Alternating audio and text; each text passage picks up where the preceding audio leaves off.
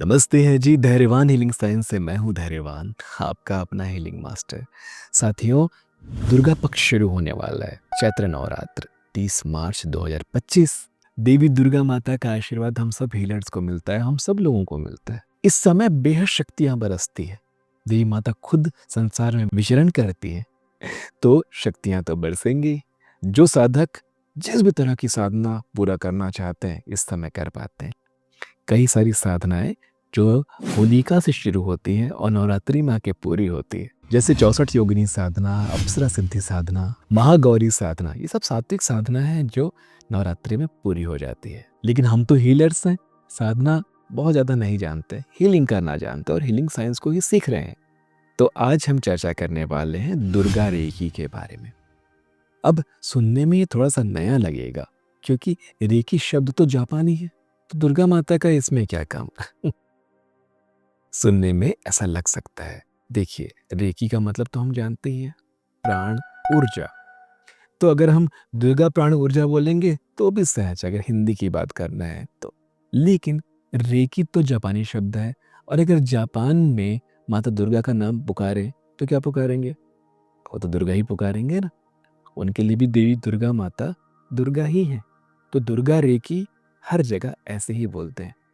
वैदिक विधि विधानों के साथ गुरुओं ने रेकी को दुर्गा माता की शक्तियों के साथ जोड़ा और इसे सहज बनाने के लिए कई सारे मंत्रों को इसमें जोड़ दिया। वैदिक विधि विधानों के साथ एक व्यक्ति जो बचपन से हिंदू परंपराओं के साथ बड़ा हुआ है, उसके लिए ये बहुत आसान हो जाता है दुर्गा रेकी को साध पाना, दुर्गा रेकी को प्रैक्टिस कर पाना। क्योंकि कहीं ना कहीं हम जापानी नहीं है, जापान की परंपराओं से बहुत ज्यादा बचपन से अब तक अवगत नहीं रहे हैं, लेकिन सीखने से वो भी आसान हो जाता है। दुर्गा रेकी हम जुड़े हुए हैं, हमारे लिए बहुत सहज हो जाता है, और मंत्रों का प्रयोग करना भी हमें बचपन से सिखाया गया है। तो दुर्गा रेकी का प्रयोग करके हम हीलर्स बहुत सारी सिद्धियों को एक साथ हासिल कर पाते हैं। 9 दुर्गा के 90 विद्याएं हैं इस दुर्गा रेकी में, और वह 90 विद्याएं हमारे शरीर से जुड़ी हुई है, हमारे अंगों से जुड़ी हुई है, हमारे जीवन के विषयों से जुड़ी हुई है, दिशाओं से जुड़ी हुई है और वास्तु से जुड़ी हुई है। जो साधक दुर्गा रेकी का अभ्यास करता है, दुर्गा रेकी को साध पाता है, वह अपने आप में ही एक वास्तुशास्त्री बन जाता है, एक हीलर बन जाता है, एक काउंसलर बन जाता है, एक चिकित्सक बन जाता है। जितना ये सहज सुनने में है, उतना सहज ये करने में नहीं है।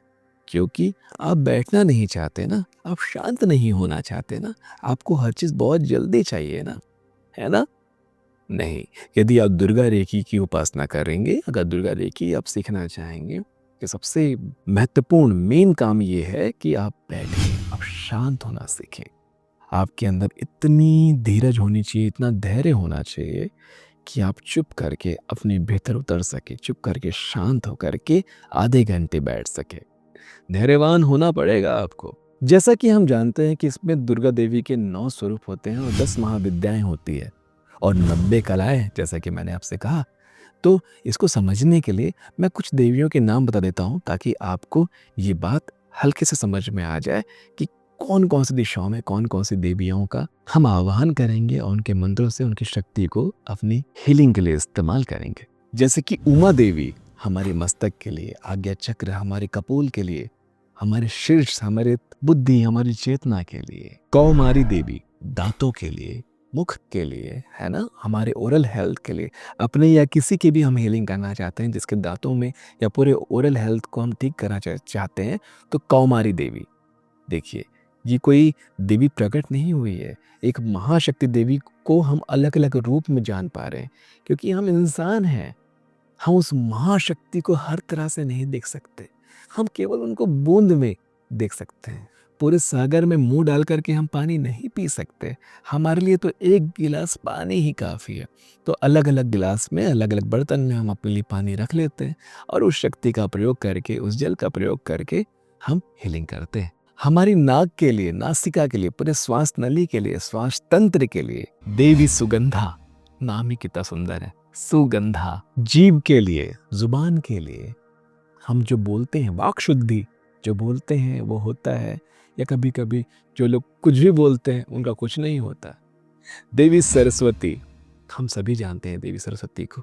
देवी सरस्वती देवी का वह स्वरूप है जो हमारे जीवन में अगर वास करे तो हर चीज शुभ हो जाए। देवी कामिनी, नाभि के लिए, हमारे नेवल के लिए, नेवल से जुड़े हुए सारे तंत्रों के लिए देवी कामनी, क्योंकि सारी कामना हमारे नेवल से जुड़ी होती है, नाभि चक्र से जुड़ी होती है। फिर हमारी स्किन, हमारी त्वचा, सुंदरता, वागीश्वरी देवी, हम वागीश्वरी देवी की उपासना करके उनके मंत्रों को सिद्ध करके त्वचा की हीलिंग कर पाते हैं। वैसे ही वास्तु में कहा जाए तो ईशान कोण की रक्षा करने के लिए शूल धारिणी देवी, जिन्होंने अपने हाथों में शूल को धारण किया हुआ है, वैसे ही ऊपर की ओर की रक्षा करने, छतों की रक्षा करने के लिए, हमारे सर पे जो छत है, जिसका सहारा है, जिसका आसरा है, जिसके संरक्षण में हम हैं, ब्रह्माणी देवी।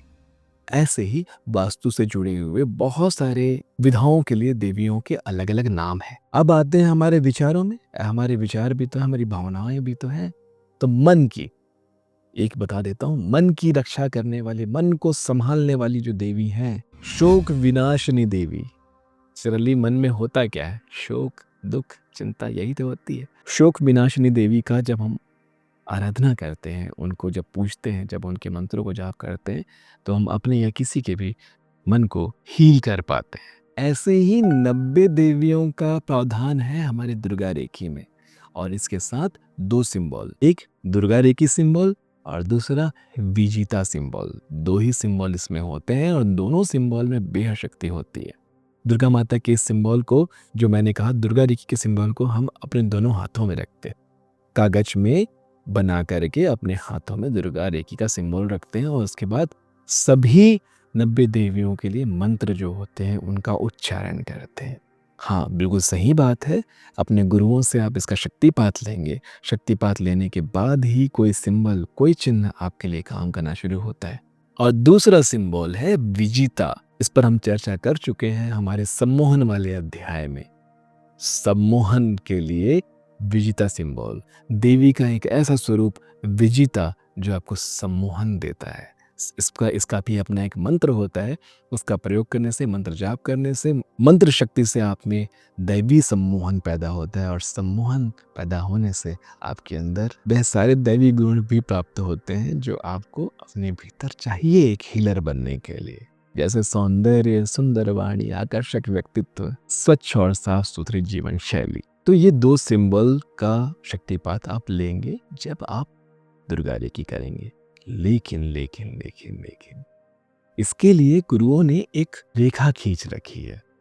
जब आप ट्रेडिशनल रेखी करते हैं, हाँ, तो उसका कम से कम पहला लेवल या दूसरा लेवल का शक्तिपात आप लिए होने चाहिए।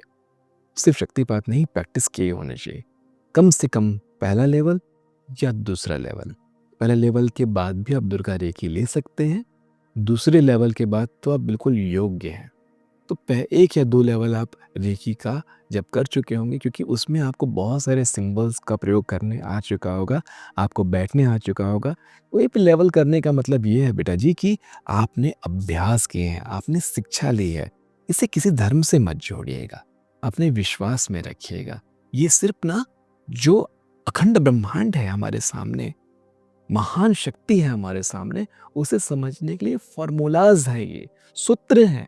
जैसे ध्यान का सूत्र होता है, गणित का सूत्र होता है, वेदों का सूत्र होता है, ज्योतिष का सूत्र होता है, ग्रह नक्षत्रों के लिए हमें सूत्र की आवश्यकता होती है। ये वही सूत्र है, फॉर्मूला है, जिससे हम आसानी से चीज़ों को कर पाते हैं। जिस दिन आप में से कोई भी एनलाइटेंट हो गया, एनलाइटमेंट को प्राप्त कर गया, उस दिन इन सारी चीज़ों की आवश्यकता नहीं रहेगी।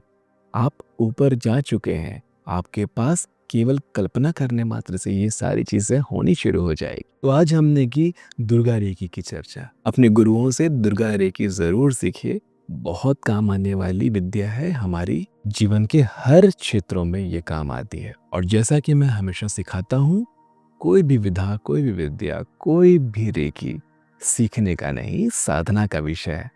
तो अपने गुरुओं से आपको केवल शक्तिपात लेना है, और इस विद्या के बारे में बस जान करके आपको अपनी साधना पूरी करनी है।